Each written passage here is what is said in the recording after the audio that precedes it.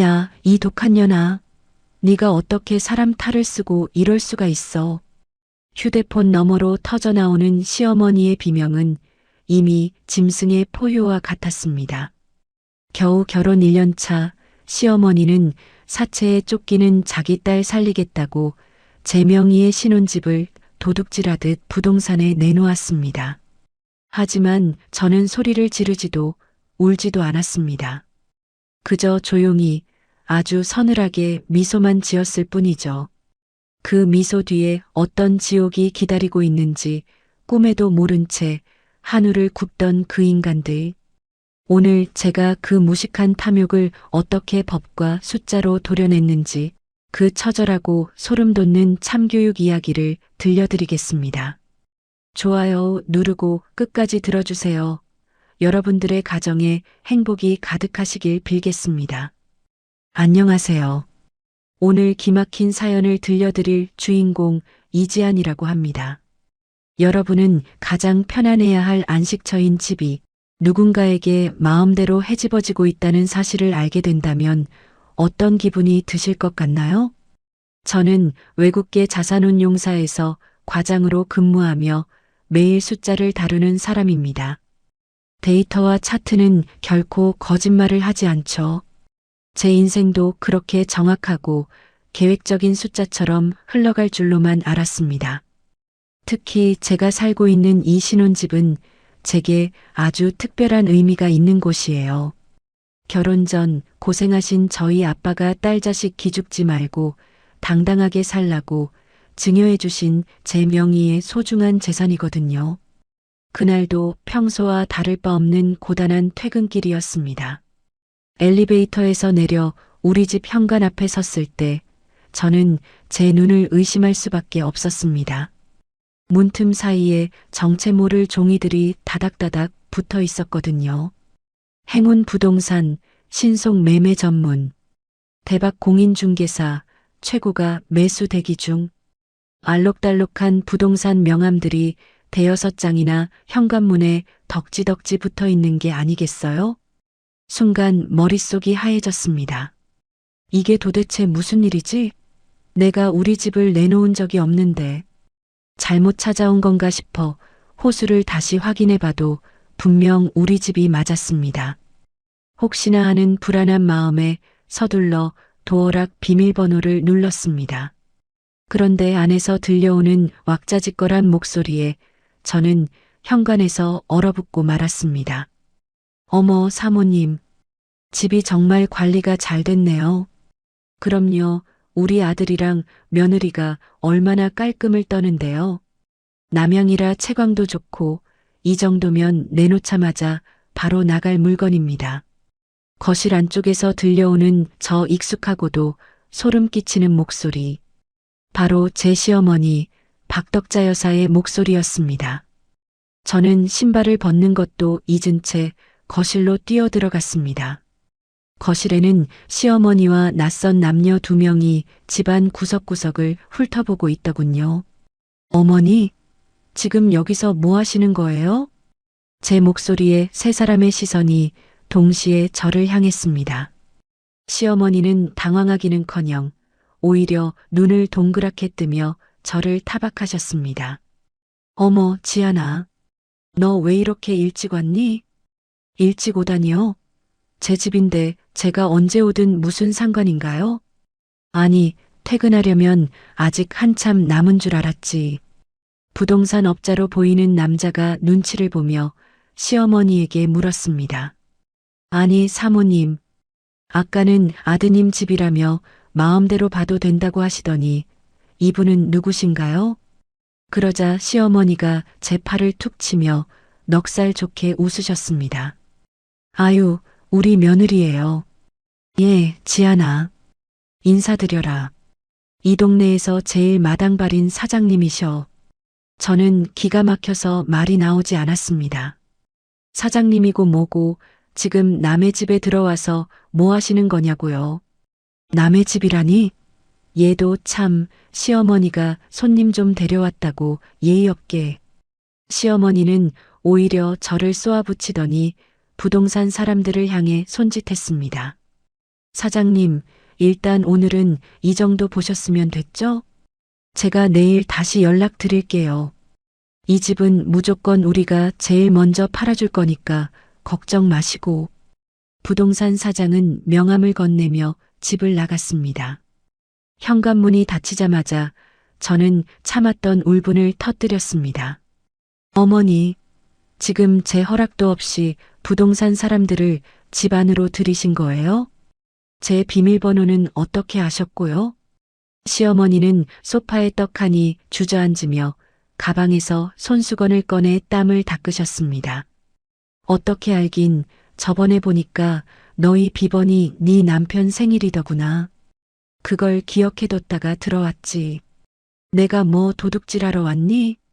아니, 비밀번호를 마음대로 누르고 들어오는 게 도둑질이랑 뭐가 달라요? 이 집 내 명의인 거 뻔히 아시면서 부동산에는 왜 아들 집이라고 거짓말을 하세요? 제 말에 시어머니가 갑자기 얼굴색을 확 바꾸셨습니다. 예, 아들 집이나 며느리 집이나 그게 그거지. 뭘 그렇게 따지고 드니? 그리고 내가 오죽하면 이랬겠어? 다 이유가 있어서 그런 거 아니냐? 이유라니요? 무슨 이유가 있으면 남의 신혼집을 매물로 내놓으시냐고요. 너는 시어미가 말을 하면 끝까지 들어보지도 않고 대드니? 내가 너희 길바닥에 나앉게 하려고 이러는 줄 알아? 시어머니는 오히려 당당하게 가슴을 펴며 목소리를 높이셨습니다. 마치 큰 시혜라도 베푸는 사람처럼 말이죠. 너희 집이 내 집이지 남의 집이라니. 너는 말 끝마다 서운하게 선을 긋는구나. 너희는 아직 젊으니까 다시 시작하면 되지만 소라는 지금 죽게 생겼단 말이다. 뜬금없이 튀어나온 시누이 소라의 이름에 제 머릿속은 더욱 복잡해졌습니다. 하지만 시어머니는 제 혼란스러운 표정은 안중에도 없다는 듯 다시 집안 곳곳을 주인 행세하며 둘러보기 시작하셨습니다. 거실 벽지도 새로 해야겠어. 그래야 값을 더 잘 받지. 어머니, 지금 제 말 안 들리세요? 제 외침에도 시어머니는 콧노래까지 흥얼거리며 안방 문을 열어젖혔습니다. 제 인생에서 가장 행복해야 할 공간이 시어머니의 뻔뻔함 아래 무참히 짓밟히고 있었습니다. 이게 정말 현실에서 일어날 수 있는 일인지 저는 제 뺨이라도 때려보고 싶은 심정이었습니다. 손끝이 가늘게 떨려왔고 가슴속에서는 뜨거운 무언가가 치밀어 올랐습니다. 어머니, 이제 설명해 보세요. 대체 무슨 권리로 제 집을 부동산에 내놓으신 거예요? 제 서슬 퍼런 질문에도 박덕자 여사는 눈 하나 깜빡하지 않고 손톱을 만지작거렸습니다. 예, 지아나. 너는 말을 참 섭섭하게 하는구나. 권리라니? 내가 내 시어머니인데 자식 집 내놓는데 무슨 거창한 권리가 필요하니? 어머니, 제가 소리를 높이자 안방 문이 슬며시 열리며 남편이 기어들어가는 목소리로 나타났습니다. 여보 왔어? 남편은 제 눈을 피하며 박덕자 여사 옆으로 가 슬그머니 앉았습니다. 그 모습을 보니 속에서 천불이 치밀어 올랐습니다. 당신 알고 있었어? 어머니가 우리 집 부동산에 내놓은 거 알고 있었냐고. 남편은 대답 대신 바닥 카펫의 무늬만 뚫어지게 쳐다보며 입을 꾹 다물었습니다. 그 무능한 침묵이 긍정보다 더한 분노를 불러일으켰습니다. 민호야, 네가 말해라. 지안이가 하도 따지고 드니까 내 입이 다 아프구나. 박덕자 여사의 재촉에 남편이 겨우 입을 뗐습니다. 지안아, 그게 소라가 사고를 좀 쳤어. 아가씨가?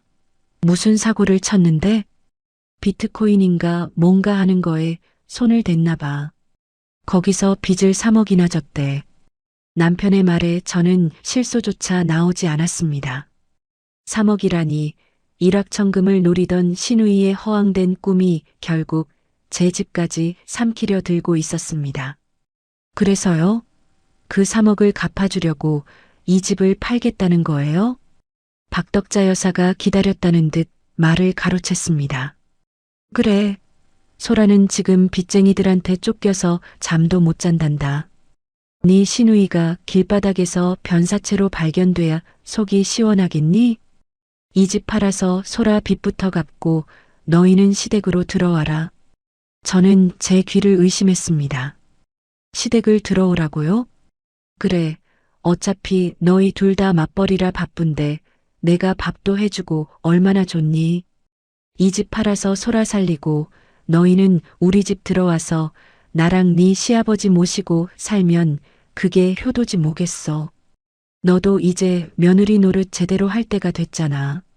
박덕자 여사의 목소리는 마치 세상에서 가장 합리적인 제안을 하는 사람처럼 당당했습니다. 어머니, 이 집은 제가 결혼 전에 아빠한테 증여받은 제 개인 재산이에요. 민호 씨랑 저랑 공동 명의도 아니고 순전히 제 명의라고요. 어머니나 민호가 손댈 수 있는 물건이 아니란 말입니다. 그러자 박덕자 여사가 갑자기 소파를 내리치며 자리에서 벌떡 일어났습니다. 야, 너는 어쩜 그렇게 이기적이니? 네가 우리 집안에 시집을 왔으면 내 몸뚱이부터 내 재산까지 다 우리 집안 것이지. 어디서 친정아버지가 해준 거네 모내하며 선을 그어. 네 집이 내 집이고 내 집이 곧 내 집인 게 가족인 거야. 박덕자 여사의 기적 같은 논리에 저는 머리가 어지러질했습니다.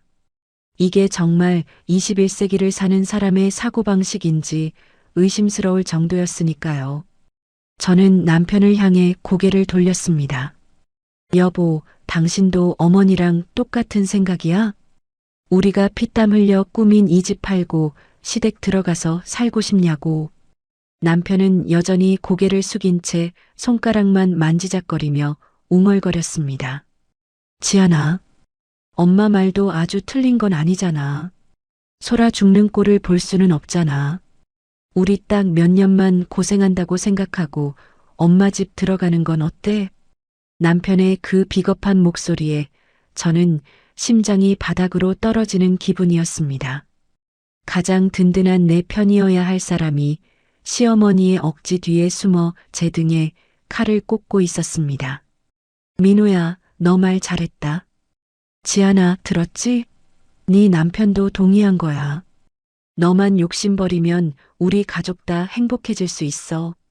박덕자 여사는 승기를 잡았다는 듯 회심의 미소를 지으며 제 어깨를 툭툭 쳤습니다.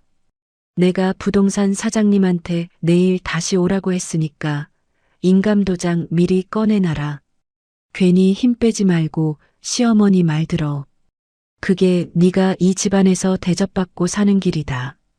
저는 박덕자 여사의 그 뻔뻔한 미소를 보며 아무 말도 할 수 없었습니다. 아니, 사실은 할 말이 너무 많아서 입이 떨어지지 않았다는 게 맞을 겁니다. 거실 창밖으로 노을이 지고 있었지만 제 눈앞은 칠흑 같은 어둠뿐이었습니다. 이 무논리와 가스라이팅의 늪에서 제가 어떻게 살아남아야 할지 가슴이 답답해져 왔습니다. 박덕자 여사는 제 침묵을 승낙으로 오해했는지 콧노래를 흥얼거리며 냉장고에서 물을 꺼내 마셨습니다. 마치 이미 이 집의 주인이 된 것처럼 말이죠. 옆에서 한숨만 내쉬는 남편과 거실을 활보하는 박덕자 여사. 그 기괴한 풍경 속에서 저는 오직 저 자신만을 믿어야 한다는 사실을 뼈저리게 깨달았습니다. 시계 바늘이 자정을 가리키고 있었습니다. 박덕자 여사는 마치 제 집인 양 안방을 차지하고 코까지 골며 잠이 들었더군요. 폭풍이 지나간 자리에 남겨진 남편과 저는 거실 소파에 마주 앉았습니다. 차가운 공기가 우리 사이를 메우고 있었죠. 남편은 죄인처럼 고개를 숙이고 손가락만 꼼지락거리고 있었습니다.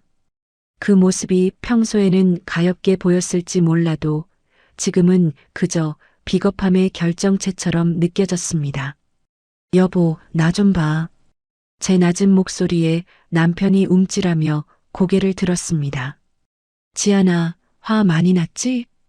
화가 안 나면 그게 사람이니? 어떻게 시어머니가 며느리 집을 마음대로 내놓을 수 있어? 남편은 긴 한숨을 내쉬며 제 손을 잡으려 했습니다. 저는 소름이 돋아 그 손을 차갑게 뿌리쳤습니다. 지안아, 엄마 성격 알잖아. 한번 고집 부리면 아무도 못 말리는 거 하루 이틀이야? 원래 앞뒤 안 가리고 밀어붙이는 분이시잖아. 당신은 그걸 변명이라고 하니? 성격이 급하면 남의 재산을 도둑질해도 된다는 거야? 제 날카로운 질문에 남편은 다시 입을 꾹 다물었습니다. 잠시 후 남편이 아주 조심스럽게 하지만 제 가슴에 대못을 박는 소리를 내뱉었습니다. 그래도 소라가 지금 정말 위험하대. 사채업자들이 회사까지 찾아오고 난리도 아니래. 엄마는 소라가 정말 잘못될까봐 제정신이 아니신 거야. 그래서 내 집을 팔아서 그 빚을 갚아주자는 거야? 우리 딱 한 번만 돕자, 지안아. 어차피 당신 아버님이 해주신 집이고 우리한테는 아직 시간도 기회도 많잖아. 당신 아버님이 나중에 또 도와주실 수도 있는 거고. 저는 그 말을 듣는 순간 귀를 의심했습니다. 제 귀로 들어온 문장들이 뇌에서 해독되는데 시간이 걸릴 정도였죠. 지금 뭐라고 했어? 우리 아빠가 또 도와주실 수 있다고? 당신 제정신이야? 어떻게 그런 말을 그렇게 쉽게 해? 아니, 내 말은 상황이 그만큼 급하다는 거지. 가족끼리 이럴 때 돕고 사는 거잖아. 소라가 죽고 나면 돈이 무슨 소용이야? 남편의 눈에는 눈물까지 맺혀 있었습니다. 그런데 그 눈물은 저를 향한 미안함이 아니라 제 이기심 때문에 동생이 죽을지도 모른다는 원망처럼 보였습니다. 가족? 당신이 말하는 가족에 나는 포함되어 있기는 하니? 내가 피땀 흘려 일해서 모은 돈, 우리 아빠가 평생 일해서 물려준 재산. 그게 당신 동생 비트코인 빚 갚는 쌈짓돈이야? 말을 왜 그렇게 해, 지안아. 엄마가 우리 길바닥에 나앉게 한대? 시댁 들어와서 살면 당신도 편하잖아. 집안일도 엄마가 다 해주실 거고 우리 돈도 더 아낄 수 있어. 남편은 마치 저를 설득하는 게 저를 위하는 일인 양궤변을 늘어놓았습니다. 그의 얼굴 위로 박덕자 여사의 뻔뻔한 그림자가 겹쳐 보였습니다. 아, 이 사람은 내 편이 아니구나. 평생 이 사람 곁에 있어봤자 나는 시댁 식구들의 고열을 짜내기 위한 도구일 뿐이겠구나. 심장 밑바닥에서부터 차가운 냉기가 올라왔습니다.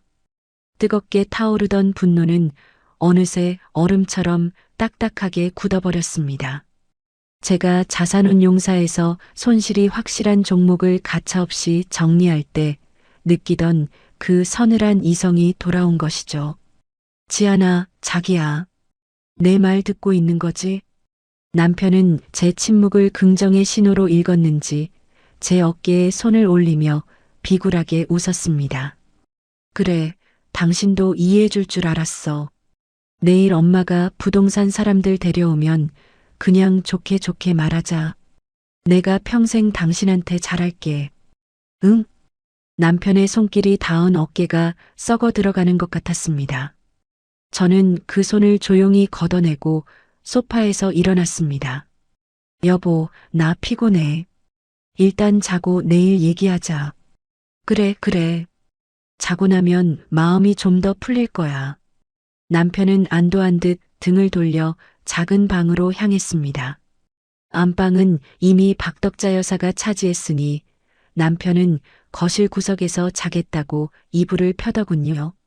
저는 텅 빈 화장실로 들어가 거울 속에 비친 제 모습을 가만히 들여다보았습니다. 눈동자에는 아무런 감정도 남아있지 않았습니다. 이 결혼이라는 투자는 오늘부로 완전한 실패로 판명났습니다. 손실액을 계산하고 앉아있을 시간조차 아까웠습니다. 이제 제가 해야 할 일은 단 하나, 가장 효율적인 방법으로 이 지옥 같은 관계를 청산하는 것이었습니다. 믿었던 남편의 배신은 제게 슬픔이 아닌 아주 선명한 복수의 지도를 그려주었습니다. 미안함조차 아까운 인간들에게 제가 줄 수 있는 마지막 선물은 그들이 상상도 못할 처참한 파멸뿐이었습니다. 저는 이를 악물고 차갑게 식어버린 마음을 다잡았습니다. 어머니, 그리고 여보. 당신들이 원하는 대로 해줄게. 하지만 그 끝이 어떨지는 상상도 하지 마. 거울 속의 이지아는 전보다 훨씬 더 단단하고 무서운 표정을 짓고 있었습니다. 저는 수건으로 얼굴을 닦고 방으로 들어가 침대에 누웠습니다. 잠은 오지 않았지만 제 머릿속은 그 어느 때보다 명료하게 움직이고 있었습니다. 내일부터 시작될 이 거대한 바둑판 위에서 저는 단 한 수의 오차도 허용하지 않을 생각입니다. 어둠 속에서 제 눈은 고양이처럼 번뜩이고 있었습니다. 복수는 감정이 아니라 아주 정교한 설계에서 시작된다는 것을 저는 너무나 잘 알고 있었으니까요. 다음 날 아침 저는 평소보다 1시간 일찍 눈을 떴습니다.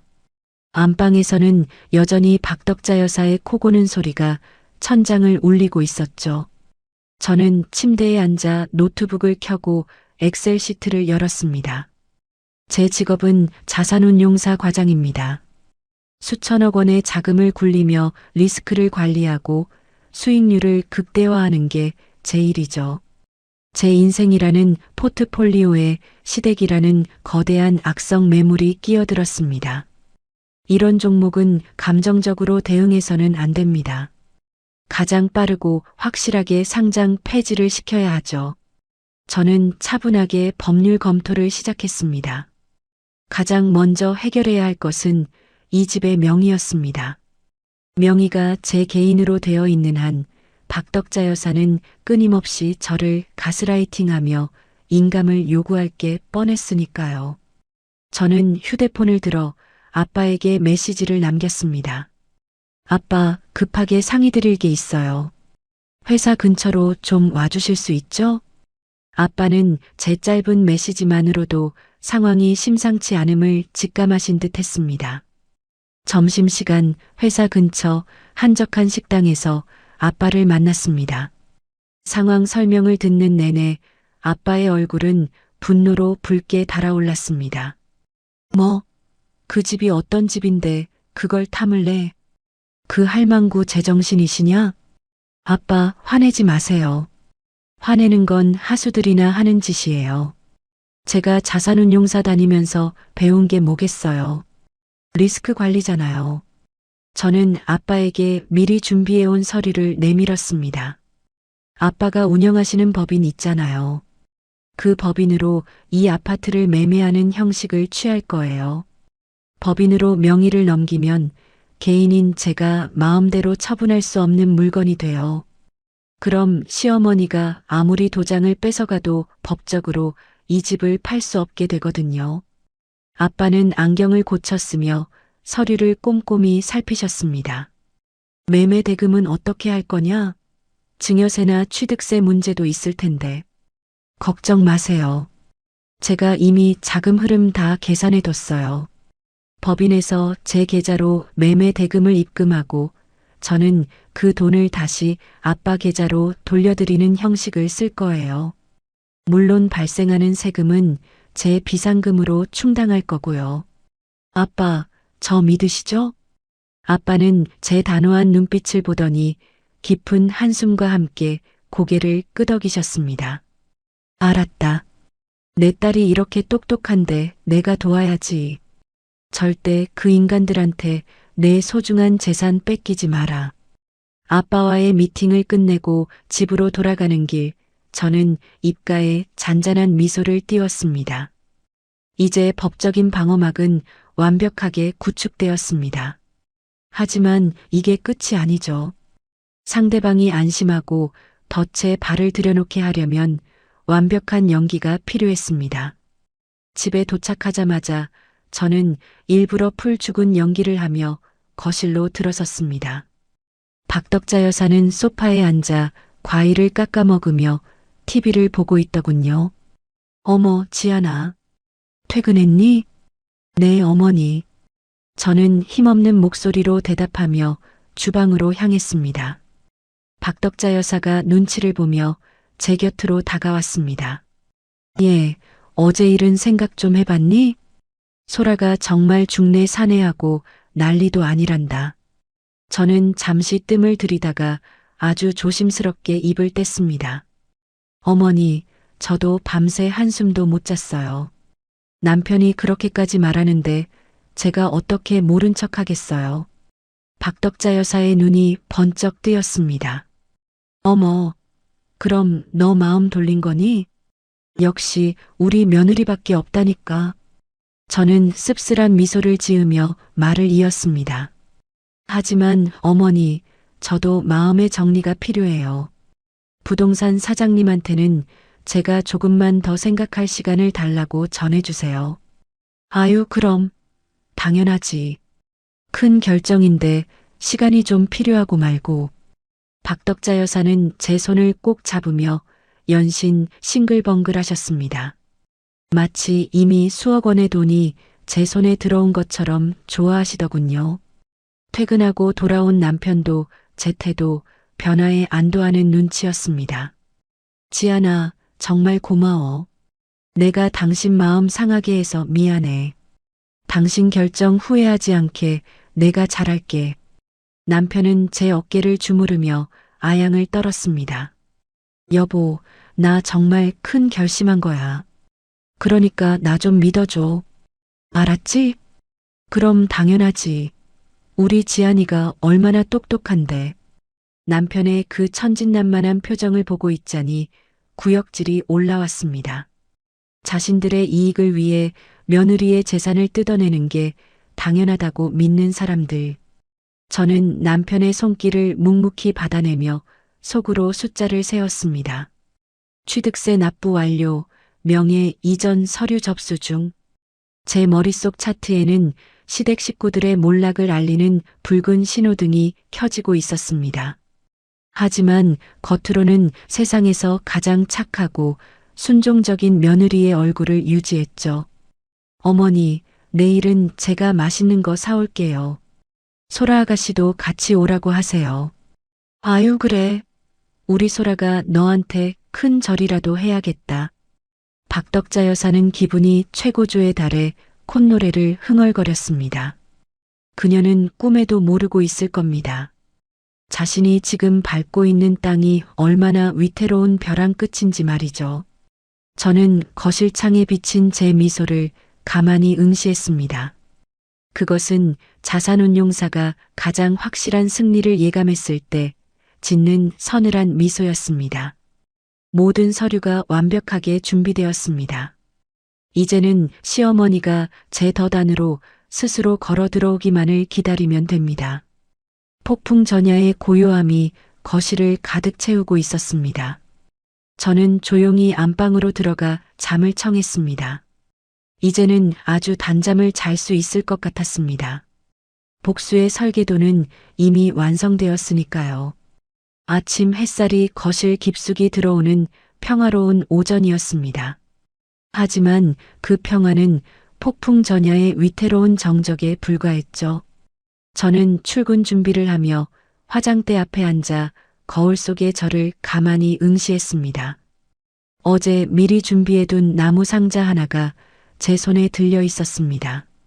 그 안에는 제 진짜 인감도장과 똑같이 생긴 하지만 법적 효력은 전혀 없는 가짜 인감도장이 들어 있었죠. 저는 일부러 박덕자 여사의 눈에 잘 띌 만한 화려한 보석함 맨 위 칸에 그 도장을 올려두었습니다. 그리고 그 옆에는 부동산 매매와 관련된 서류처럼 보이는 몇 장의 문서를 흩뜨려 놓았습니다. 제목만 슬쩍 봐도 부동산 처분 위임장이라는 글자가 선명하게 보이게 말이죠. 여보, 나 이제 나갈게. 자기야. 오늘도 고생해. 과일을 깎던 박덕자 여사는 제 가방의 움직임을 예리하게 살피고 있었죠. 지안아, 오늘은 늦니? 박덕자 여사가 넌지시 묻는 말에 저는 희미한 미소를 지어 보였습니다. 네, 어머니. 오늘 투자자 미팅이 연달아 있어서 저녁 늦게나 들어올 것 같아요. 아유, 그래. 일이 많아서 어떡하니. 조심히 다녀오너라. 박덕자 여사의 입가에 미세한 경련이 일어나는 것을 저는 놓치지 않았습니다. 마치 사냥감을 발견한 맹수가 입맛을 다시는 듯한 그 표정 말입니다. 집을 나와 차에 올라탄 저는 곧바로 휴대폰 앱을 켰습니다. 거실과 안방 구석구석에 설치해둔 고화질 홈캠 화면이 선명하게 떠올랐습니다. 제가 현관문을 나선 지 채 5분도 지나지 않았을 때였습니다. 화면 속 박덕자 여사가 기다렸다는 듯 소파에서 벌떡 일어났습니다. 그녀는 현관문 쪽을 한번 살피더니 곧장 제가 있는 안방으로 발걸음을 옮겼습니다. 박덕자 여사는 안방 문을 조심스럽게 열고 들어와 주위를 두리번거렸습니다. 마치 남의 집을 털러온 도둑처럼 발소리를 죽이며 제 화장대 앞으로 다가갔습니다.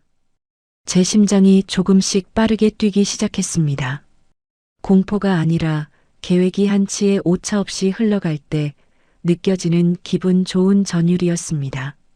박덕자 여사의 손이 제가 놓아둔 보석함으로 향했습니다. 그녀는 망설임 없이 보석함 뚜껑을 열었고 그 안에 놓인 나무 상자를 발견했습니다. 상자를 열어 도장을 확인하는 박덕자 여사의 눈이 탐욕으로 번들거렸습니다. 찾았다. 화면 너머로 그녀의 낮은 속삭임이 들리는 것만 같았습니다. 그녀는 도장뿐만 아니라 그 옆에 놓아둔 서류들까지 한꺼번에 낚아채듯 집어들었습니다. 그 서류들은 제가 미리 작성해둔 시각적으로만 그럴싸해 보이는 가짜 서류들이었습니다. 그녀는 도장과 서류를 자신의 앞치마 주머니 깊숙이 쑤셔 넣었습니다. 그리곤 승전보를 울리듯 곧바로 어디론가 전화를 걸더군요. 저는 숨을 죽이고 스피커 볼륨을 높였습니다. 소라야. 엄마가 해냈다. 그 여우 같은 년이 도장을 딱 두고 나갔지 뭐냐. 내가 지금 이거 들고 바로 나갈 테니까 너도 부동산 사장님한테 연락해. 오늘 안에 가계약금이고 뭐고 다 받아버리자고. 박덕자 여사의 목소리는 흥분으로 가득 차 있었습니다. 자기 딸을 살리겠다는 맹목적인 집착이 그녀를 완전한 범죄의 길로 인도하고 있었죠. 아니, 엄마. 오빠한테는 말 안 해도 돼? 수화기 너머로 들려오는 시누이 소라의 목소리에 박덕자 여사는 코웃음을 쳤습니다. 내 오빠는 유약해서 이런 거 못 도와줘. 일단 돈부터 챙기고 나면 며느리년도 어쩌겠니? 이미 엎질러진 물이라고 하면 그만이지. 엄마가 다 알아서 할 테니까 너는 빚 갚을 준비나 하고 있어. 그녀는 전화를 끊자마자 거울을 한번 보고는 당당하게 방을 나섰습니다. 거실에 있는 남편에게는 시장에 좀 다녀오겠다는 짧은 거짓말을 남기고 말이죠. 저는 휴대폰 화면에 찍힌 모든 과정을 녹화 버튼을 눌러 저장했습니다. 주거침입, 절도, 그리고 앞으로 일어날 사문서 위조의 명백한 증거들이 제 손안에 차곡차곡 쌓이고 있었습니다. 박덕자 여사는 자신이 지금 무엇을 훔쳤는지 전혀 모르고 있었습니다. 그녀가 가져간 건 단순한 가짜 도장이 아니라 본인의 인생을 파멸로 이끌 지옥행 티켓이었습니다. 저는 운전대를 잡은 손에 힘을 주었습니다. 어머니, 당신은 방금 선을 넘으셨어요. 가족이라는 이름 뒤에 숨어서 남의 권리를 짓밟는 대가가 얼마나 처참한지 이제 숫자로 보여드릴게요. 자산운용사에서 손실을 확정 짓는 로스컵 버튼을 누를 때처럼 제 마음은 서늘하게 가라앉았습니다. 화면 속 텅 빈 안방은 이제 그녀의 범죄 현장이 되어 저를 기다리고 있었습니다. 저는 차에 시동을 걸고 천천히 회사로 향했습니다. 복수의 톱니바퀴는 이미 돌아가기 시작했고 저는 그저 예정된 결과를 기다리기만 하면 됩니다. 이제 곧 그녀의 광기 어린 계약이 시작될 것이고 저는 그 정점에서 그녀를 추락시킬 준비를 마쳤습니다.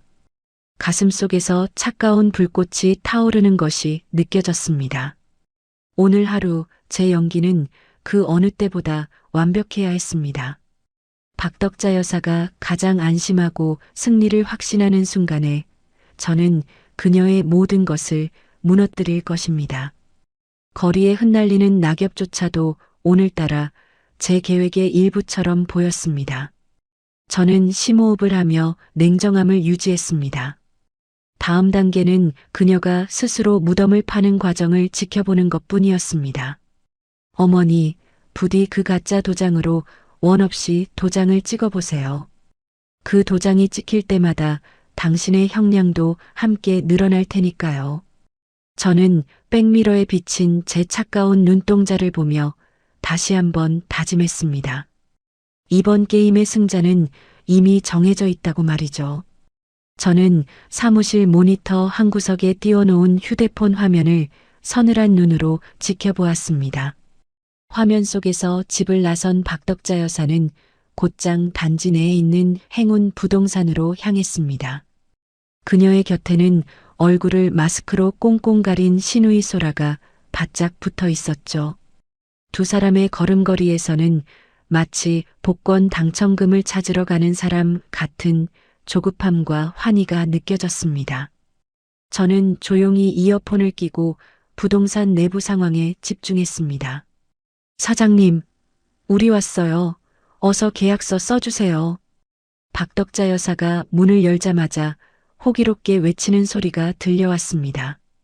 부동산 사장님은 조금 당황한 듯 안경을 고쳤으며 일어났습니다. 어유 사모님, 오셨습니까? 그런데 며느님은요? 본인이 직접 오셔야 서류 작성이 확실할 텐데요. 그러자 박덕자 여사는 제가 화장대에서 가져간 가짜 인감도장과 서류 뭉치를 탁자 위에 탁 소리나게 올려두었습니다. 아유, 우리 며느리가 오늘 회사 일이 너무 바빠서 대신 가서 처리하라고 다 챙겨주더라고요. 여기 인감도장하고 위임장 다 있으니까 걱정 마세요. 가족끼리 하는 일에 뭘 그렇게 따지실까? 옆에 있던 소라 아가씨도 거들었습니다. 맞아요, 사장님. 저희 새언니가 자산운용사 다니느라 엄청 깐깐한데 이거 직접 다 사인해 준 거예요. 부동산 사장님은 서류를 훑어보며 미심쩍은 표정을 지었지만 박덕자 여사의 기세에 눌려 더는 묻지 못했습니다. 일단 가계약금 먼저 입금받는 걸로 진행하겠습니다. 매수자분도 지금 바로 입금 가능하다고 하시네요. 5천만 원입니다. 사모님 통장으로 받으실 건가요? 박덕자 여사의 눈이 탐욕으로 번쩍였습니다. 아니, 내 딸 통장으로 넣어줘요. 소라야, 얼른 계좌번호 불러드려라. 그녀의 목소리는 떨리고 있었습니다. 마치 남의 인생을 팔아 자기 딸을 살리는 이 범죄가 위대한 모성애라도 되는 양말이죠.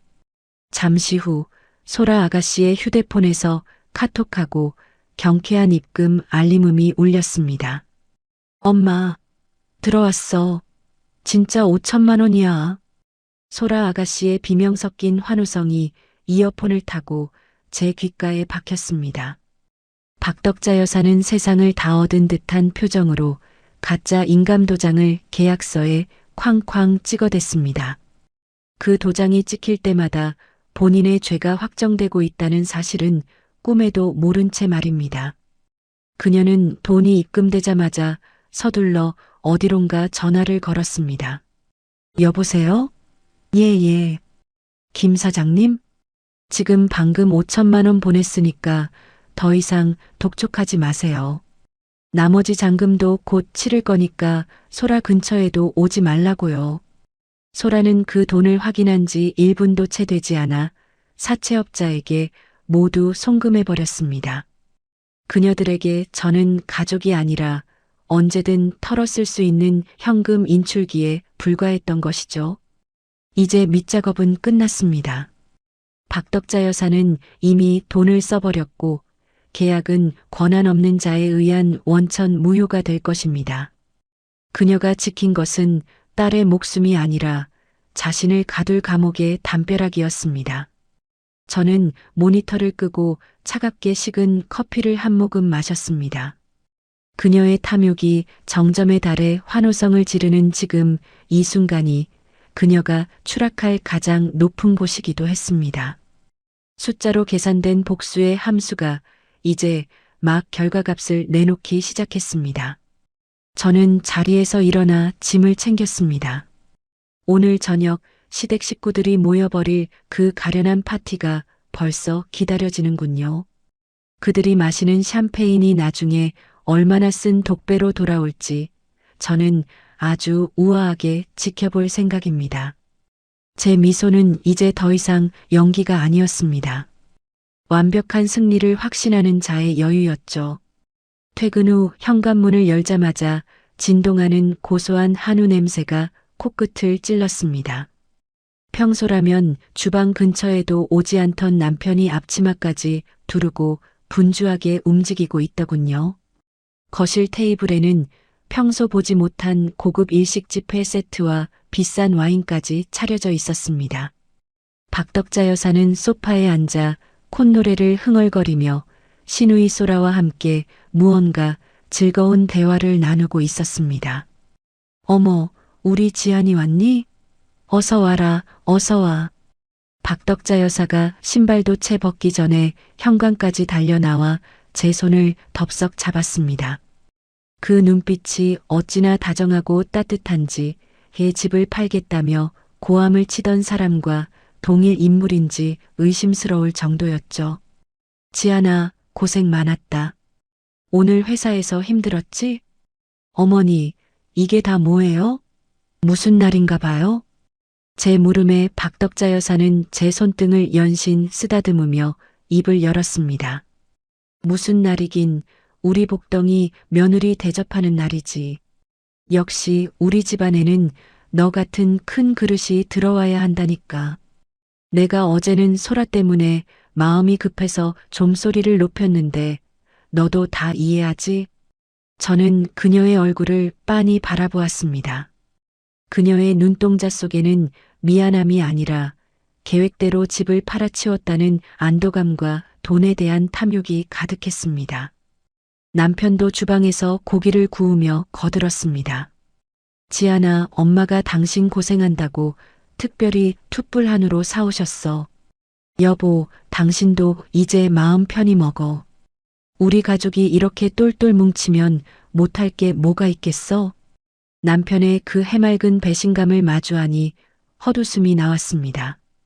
가족이라는 이름으로 제 재산을 도려내간 사람들이 이제는 고기 몇 점으로 제 입을 막으려 하고 있었습니다. 저는 식탁에 앉아 시댁 식구들의 연극을 지켜보았습니다. 시누이 소라가 와인을 따라주며 제게 잔을 내밀었습니다. 새언니, 정말 고마워요. 언니 아니었으면 나 진짜 큰일 날 뻔했어. 나중에 나 성공하면 언니 은혜 꼭 갚을게요. 아가씨, 은혜라니요. 가족끼리 당연히 도와야죠. 제가 상냥하게 대답하자 박덕자 여사가 옳거니 하며 무릎을 탁 쳤습니다. 그래, 바로 그거야. 이게 바로 가족이지. 지안아, 역시 너는 자산운용사 다니는 애답게 판단이 빠르구나. 내가 부동산 사장님한테도 너 칭찬을 얼마나 했는지 모른다. 저는 박덕자 여사가 건네는 상추쌈을 입에 넣으며 천천히 씹었습니다.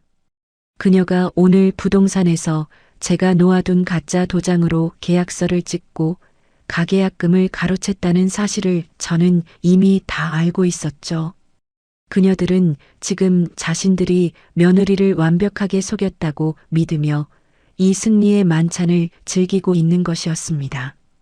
하지만 저는 그 뻔뻔한 얼굴들을 보며 속으로 숫자를 세고 있었습니다.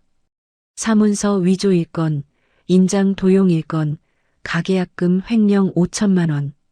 제 머릿속 장부에는 그녀들이 치러야 할 대가가 아주 정밀하게 기록되고 있었습니다. 지안아, 너 왜 그렇게 가만히 있니? 고기 좀 더 먹어라.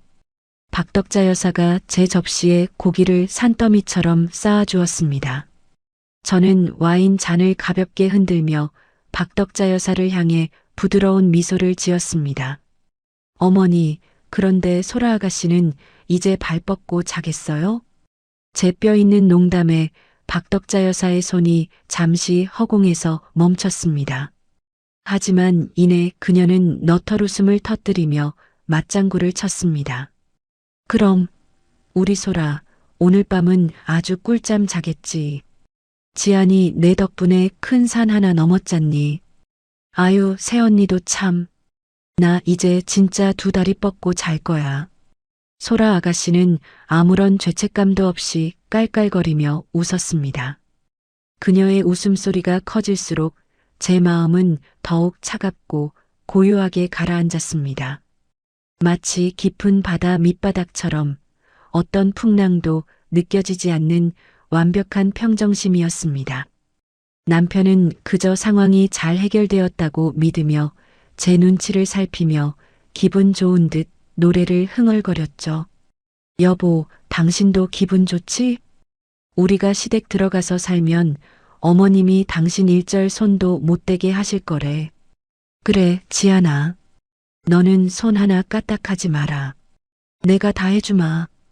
박덕자 여사의 입에 발린 약속들이 거실 안을 둥둥 떠다녔습니다. 그 약속들이 얼마나 공허하고 가짜인지 저는 너무나 잘 알고 있었습니다. 이들은 지금 제가 내준 미끼를 아주 맛있게 뜯어먹고 있는 중이었습니다. 만찬이 끝나갈 무렵 저는 자리에서 일어나 기지개를 켰습니다. 어머니, 오늘 정말 잘 먹었습니다. 저도 오늘 밤은 아주 푹 잘 수 있을 것 같아요. 오냐, 그래라. 좋은 꿈 꾸고. 저는 방으로 들어가 문을 닫고 침대에 몸을 뉘었습니다. 거실에서는 여전히 세 사람의 웃음소리가 끊이지 않았습니다. 그 웃음소리가 제게는 마치 몰락해가는 제국의 마지막 축제처럼 들렸습니다. 내일이면 이 평화는 산산조각이 날 것입니다. 제가 설계한 진실의 파도가 그들을 덮칠 준비를 마쳤으니까요. 저는 어둠 속에서 조용히 눈을 감았습니다. 복수의 실행을 앞둔 밤, 제 심박수는 놀라울 정도로 안정되어 있었습니다. 지옥의 문을 여는 열쇠는 이미 제 손 안에 꽉 쥐어져 있었습니다. 새벽 4시의 공기는 차갑고 날카로웠습니다. 하지만 제 정신은 그 어느 때보다 맑고 투명했죠.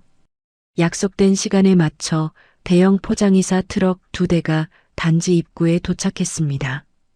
저는 자산운용사에서 대규모 펀드를 청산할 때처럼 아주 신속하고 정확하게 지시를 내렸습니다. 거실 가구부터 안방 침대까지 하나도 남김없이 다 빼주세요. 특히 주방에 있는 빌트인 가전 중 제가 산 것들은 전부 떼어가셔야 합니다. 쓰레기 하나 남기지 말고 완벽하게 비워주세요. 이삿짐 센터 직원들은 제 단호한 태도에 조금 놀란 눈치였지만 이내 일사불란하게 움직이기 시작했습니다. 박덕자 여사가 거실에서 잠을 자고 있지 않느냐고요? 어제 만찬이 끝난 뒤 저는 어머니께 소라 아가씨네 집에 가서 같이 자라고 등을 떠밀었습니다. 어머니, 아가씨랑 오붓하게 보내셔야죠. 오늘 밤은 거기서 주무세요. 박덕자 여사는 제 호의에 감동한 척하며 짐을 챙겨 떠났고 남편 역시 엄마 혼자 보내기 걱정된다며 함께 집을 비웠습니다. 그들이 집을 비운 사이 저는 제 인생에서 가장 거대한 청소 작업을 시작한 것입니다. 박덕자 여사가 남겨둔 낡은 짐들은 모두 분리수거함으로 직행했습니다. 그녀가 훔쳐간 가짜 도장이 찍힌 계약서가 오늘 효력을 발휘할 시간이 다가오고 있었죠. 오전 8시 25평 신혼집은 그야말로 텅 빈 껍데기가 되었습니다. 저는 텅 빈 거실 한복판에 서서 마지막으로 집안을 둘러보았습니다. 햇살이 들이치는 마룻바닥은 매끈하게 비어 있었고 벽지는 짐이 빠진 자리가 하얗게 남아 있었습니다. 집을 나선 제가 가장 먼저 향한 곳은 경찰서였습니다. 미리 준비해둔 홈캠 영상 파일과 증거 서류들을 가방 속에 챙겨 넣었죠. 어떤 일로 오셨습니까? 조사관의 질문에 저는 아주 차분하게 서류를 내밀었습니다. 주거 침입과 절도, 그리고 사문서 위조 및 인장 도용으로 고소장을 접수하러 왔습니다. 피고 소인은 제 시어머니인 박덕자입니다. 조사관은 제 직업과 서류의 완벽함에 놀란 듯 연신 안경을 고쳤으며 내용을 검토했습니다. 증거가 아주 명확하시네요. 영상까지 있고. 네, 법률적으로 다툼의 여지가 없도록 준비했습니다. 경찰서를 나온 저는 곧바로 법원으로 향했습니다. 남편을 상대로 한 이혼 소장과 재산 분할 금지 가처분 신청서를 접수하기 위해서였죠. 모든 절차를 마쳤을 때 시계는 오전 10시를 가리키고 있었습니다. 바로 박덕자 여사가 매수인을 데리고 우리 집, 아니 제 집으로 들이닥칠 시간이었습니다. 저는 단지 정문이 보이는 카페 창가 자리에 앉아 노트북을 켰습니다. 홈캠과 현관 앞에 설치된 벨 카메라 화면을 보기 위해서였죠. 잠시 후 박덕자 여사가 화려한 옷차림을 하고 나타났습니다. 뒤에는 정장을 입은 중년 부부와 부동산 사장님이 따라오고 있었습니다. 박덕자 여사는 마치 대저택의 주인이라도 된 양 거드름을 피우며 일행을 이끌었습니다. 사장님 들어오시죠. 우리 며느리가 아주 깔끔하게 해놓고 기다릴 거예요. 그녀는 자신만만하게 현관 도어락에 손을 올렸습니다. 문이 열리는 순간 복도까지 울려 퍼지던 박덕자 여사의 고함이 뚝 끊겼습니다. 화면 속으로 보이는 집안 풍경은 그야말로 무해 상태였습니다. 커튼 하나 남지 않은 텅 빈 거실. 박덕자 여사는 넋이 나간 표정으로 텅 빈 안방과 주방을 뛰어다녔습니다. 이게 어떻게 된 거야? 지안이 2년 어디 갔어? 부동산 사장님도 얼굴이 하얗게 질려 박덕자 여사의 팔을 붙잡았습니다. 사모님, 이게 대체 무슨 일입니까? 박덕자 여사는 바닥에 주저앉아 머리를 쥐어뜯었습니다. 아니야. 이럴 리가 없어. 지안이가 다 알겠다고 했는데. 그때 뒤늦게 달려온 남편이 텅 빈 거실을 보고 비명을 질렀습니다. 여보, 이지안, 너 지금 어디야? 엄마, 지안이가 짐 다 빼서 도망갔나 봐. 우리 짐도 하나도 없어. 남편은 거실 바닥에 뒹구는 빈 종이 상자들을 발로 차며 분통을 터뜨렸습니다. 그들의 당혹감과 분노가 화면을 뚫고 제게 전달되었습니다. 그토록 당당하게 남의 집을 팔아치우려던 시어머니와 그 뒤에 숨어 제 이익만 챙기려던 남편. 그들의 무너진 자존심과 당혹스러운 얼굴을 보니 지난 1년 동안 쌓였던 체증이 한꺼번에 내려가는 기분이었습니다. 저는 카페에서 일어나 짐을 챙겼습니다. 이제 시작이야, 어머니. 당신들이 짓밟으려 했던 제 인생이 얼마나 무거운 대가를 요구하는지 똑똑히 지켜보세요. 저는 창밖으로 보이는 그들의 아수라장을 뒤로하고 차분한 걸음으로 카페를 나섰습니다. 상황은 완벽하게 역전되었습니다. 이제 추격하는 쪽은 저였고 벼랑 끝으로 몰린 쪽은 그들이었습니다. 제 입가에는 자산운용사 에이스다운 승자의 차가운 미소가 걸려 있었습니다. 텅 빈 집은 더 이상 제 신혼집이 아니었습니다. 그것은 그들이 스스로 판 무덤의 시작일 뿐이었습니다. 저는 경찰서로부터 걸려온 확인 전화를 받으며 당당하게 발걸음을 옮겼습니다. 모든 것은 제 계획대로 흘러가고 있었습니다. 카페를 나와 차에 올라타자마자 대시보드 위에 올려둔 휴대폰이 마치 발작이라도 일으키듯 요란하게 떨리기 시작했습니다. 화면에는 시어머니라는 세 글자와 남편이라는 글자가 번갈아가며 쉴 새 없이 떠올랐죠. 부재중 전화 숫자는 이미 99를 넘어 100라는 숫자로 바뀌어 있었습니다. 얼마나 다급하고 악에 바쳤으면 단 1시간 만에 이토록 집요하게 전화를 걸어댔을까요? 저는 조용히 심호흡을 한 뒤 가장 마지막으로 걸려온 박덕자 여사의 전화를 받아 스피커폰으로 전환했습니다. 통화 버튼을 누르자마자 차 안의 공기를 찢는 듯한 날카로운 비명이 터져 나왔습니다. 야, 이 독한 년아, 너 지금 어디 있어? 당장 안 나타나. 박덕자 여사의 목소리는 이미 이성을 잃은 짐승의 포효와 다를 바 없었습니다. 어머니, 목소리 좀 낮추세요. 귀 아프네요. 제 차분한 대답에 박덕자 여사는 더 크게 악을 썼습니다. 지금 귀 아픈 게 문제야? 너 미쳤니? 감히 내 시어머니를 경찰에 신고를 해? 경찰들이 여기까지 찾아와서 사람들 보는 앞에서 망신을 주는데 네가 제정신이야? 내가 내 아들 집을 내 딸 살리겠다고 팔겠다는데 그게 무슨 죄라고 고소를 하냐고. 옆에서 남편의 징징거리는 목소리도 들려왔습니다.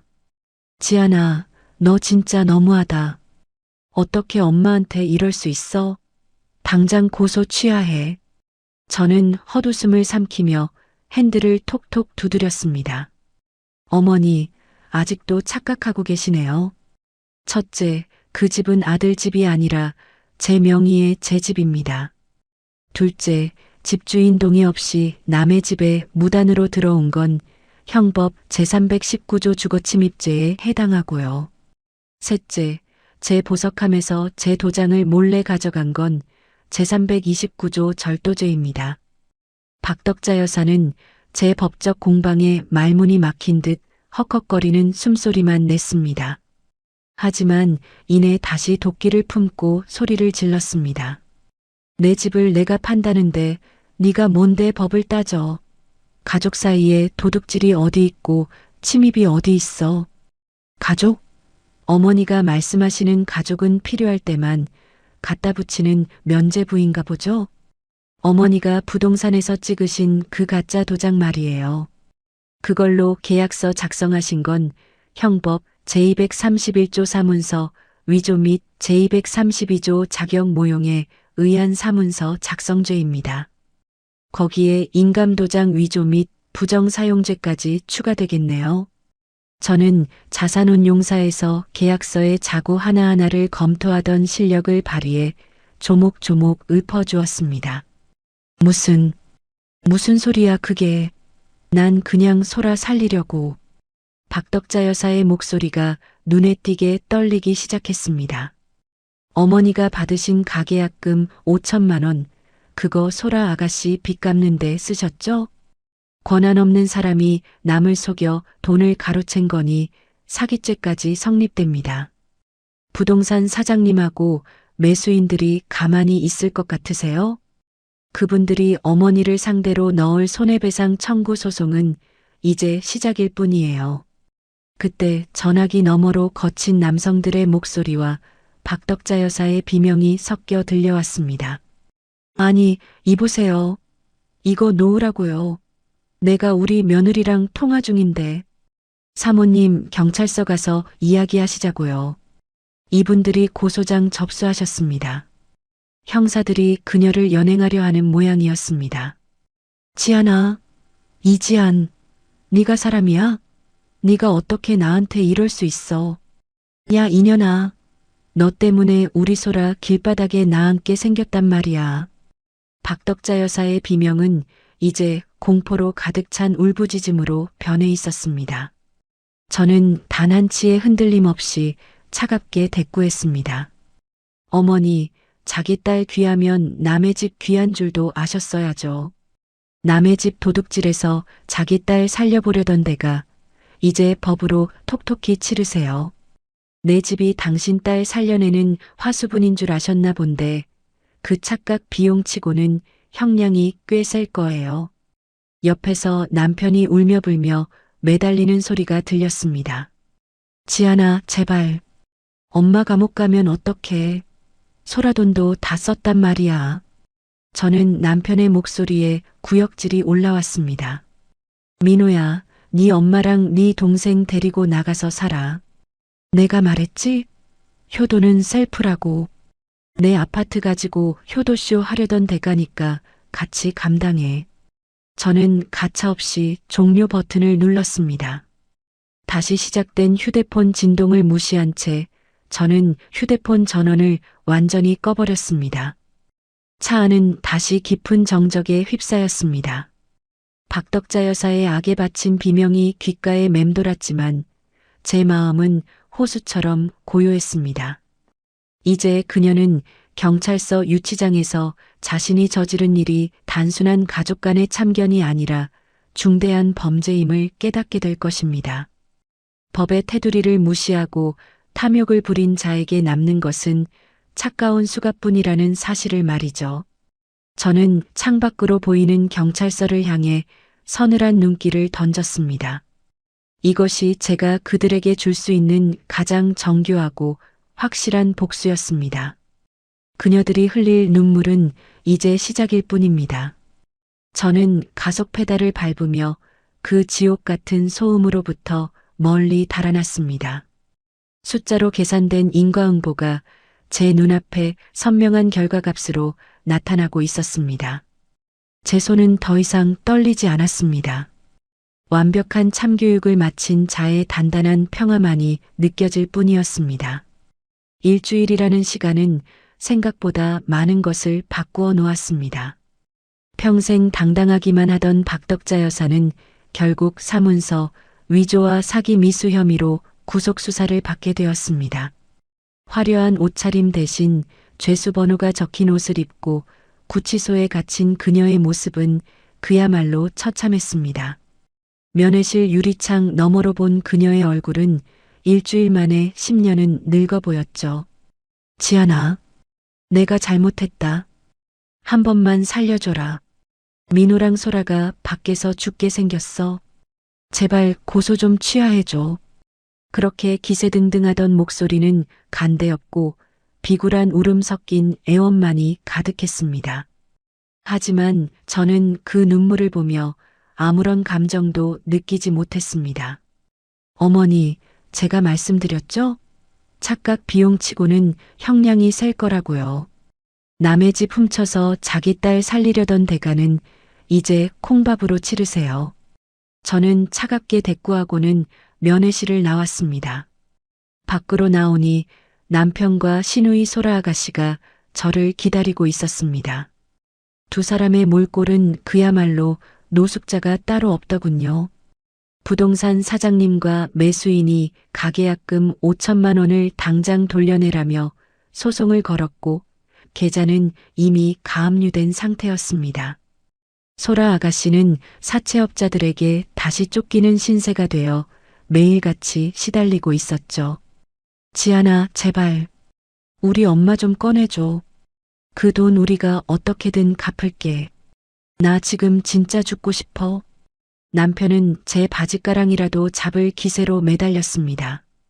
여보, 아니 민호야. 당신이 지금 걱정해야 할 건 당신 엄마가 아니라 이 서류야.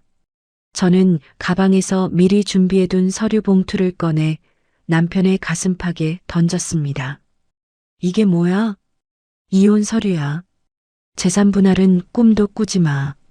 당신이 우리 집안 재산 축내려 했던 증거들 내가 이미 다 체증해뒀으니까. 남편은 떨리는 손으로 서류를 확인하더니 바닥에 주저앉아 멍하니 저를 바라보았습니다. 어떻게 이렇게까지 해? 우리 부부잖아. 부부? 내 재산을 자기 동생 비트코인 빚 갚는 데 쓰자고 하던 순간 우린 남이었어. 옆에 있던 소라 아가씨가 도끼 어린 눈으로 소리를 질렀습니다.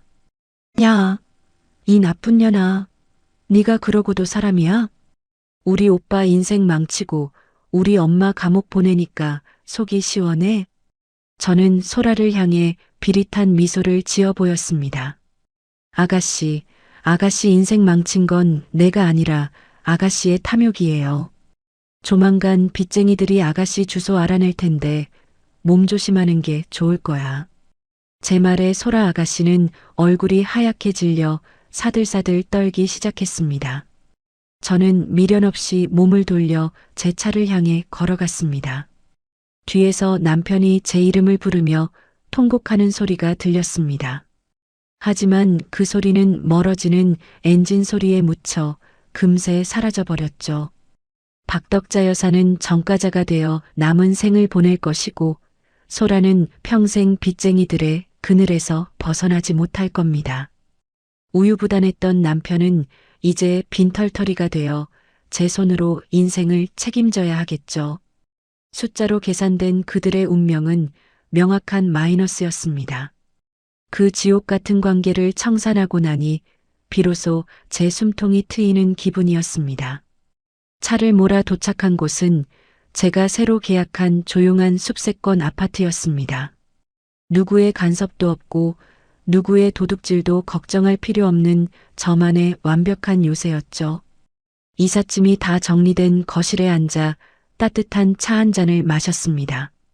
창밖으로 보이는 노을이 유난히 붉고 아름다웠습니다. 자산운용사 에이스로서 저는 제 인생에서 가장 성공적인 포트폴리오 조정을 마쳤습니다.